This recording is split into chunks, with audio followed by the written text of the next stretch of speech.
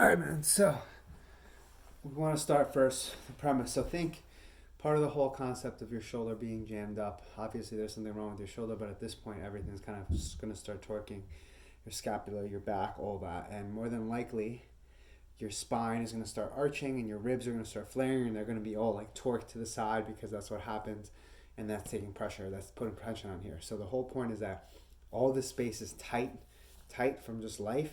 So you got to get that space to open up to get some tension to take off of there.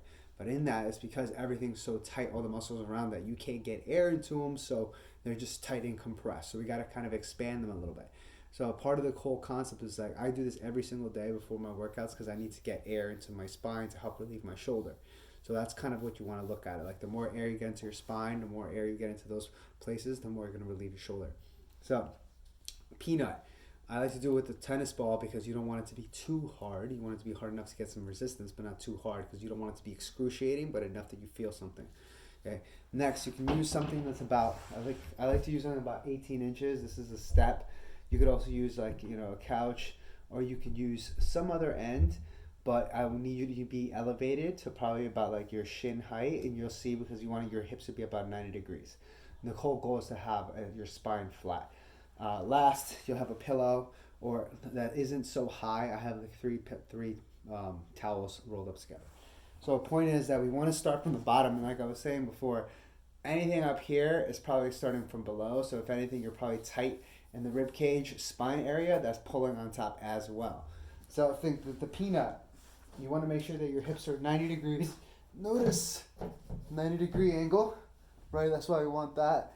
Then I have my pillow or my towel here to allow everything to be neutral. So I want to be as comfortable as possible. I don't want to arch my back. If I'm here, start arching my back, look at my flare a little bit.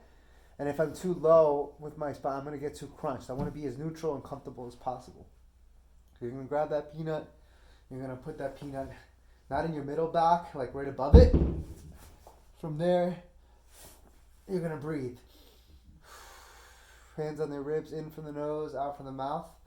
Long exhales. You might feel some stuff. It might feel funky. It might hurt. Whatever it is, just breathe. From there, take your right arm. Do some snow angels. Take your left arm. Do some snow angels. Breathe. And you're going to start feeling some stuff. From there, work your way up. So think this vertebrae 1. I'll work my way up. Again, I'm breathing. Lower back is flat, kind of pushing into. You want to do this on like a soft surface. Now, I feel this immediately because I'm pretty stiff. You might too. Notice as I move my right arm, it gets locked here because that's where I know I'm stiff, right? So you want to do some snow angels. So again, you breathe. Snow angels. If you find a spot that's tight, move around a little bit, side to side. Try again not to lose your rib cage by like overextending. Keep this neutral. And from there, your arms are going side to side. Again, you work your way up. So far I've done 3. Again, I'm breathing. Nice long exhales. Snow angels. About 3 to 5 per side. If you want to make some circles. Then right from here, I'm getting in between the shoulder blades. This is where you really want to pay attention. So this is where it probably is going to hurt the most, or you're going to feel some tension. Again, so you breathe. Then snow angels.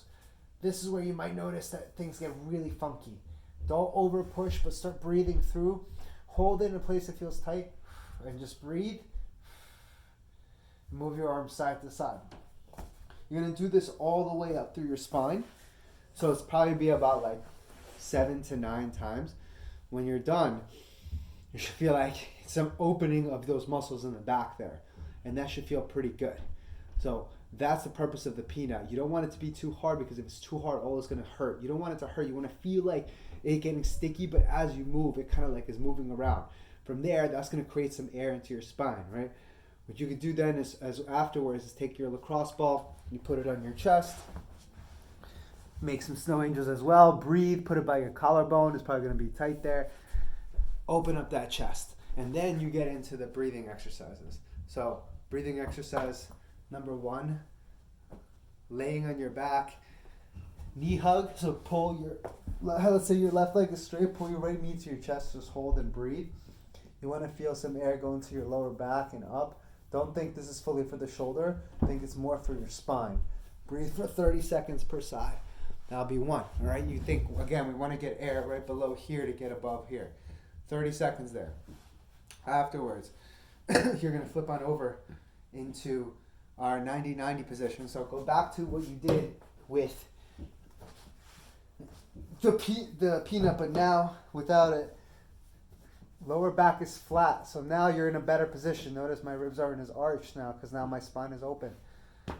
Hands on my ribs or to the side, and I'm just breathing. In from the nose, out from the mouth. Nice long breaths. Think out from the mouth. Try to hold for at least 3 to 5 seconds. Then you breathe again in from the nose. Try to hold. Nice long breaths. The goal is to get air here now to expand everything above. If you feel good, add an arm lift, arms up, and breathe. And you should feel some air going into the chest. Again, holding this here for about 2 minutes or so, or however you feel. The goal is to eventually shortcut this. Last one, it's called the Frogger, probably the most important of them all. Widen up your legs so you're in a kind of like width, pretty wide stance, but not overly wide. You're here, you're on your knees, you're on your elbows. Create a diamond with your hand. I'm making a diamond from there. I push the, notice I'm not arching, I'm kind of keeping neutral spine, and I'm breathing. In from the nose, out from the mouth. Nice long breaths. Legs are wide. And we're exhaling. Think the goal is to get air all into the spine here. I start feeling air going into my lats, to the middle of my back. When I'm inhaling, just like I did before, inhale from the nose, I start feeling air in my chest, start feeling my back. From here, in that position, you should start feeling a lot of air in here, maybe even lower back. Once you get that air kind of going, it's going to help open up your back. And then from there, open up your back and your chest. From there, you may feel a little looser, which would allow you to then do those other drills. Think all the drills you do don't matter if the spine and your scapula is tight. These help loosen that up. You can do this every day, but be mindful. Just don't chase pain necessarily. Chase like just neutrality. Don't overextend your ribs. Keep everything neutral. All right, let me know if you have any questions.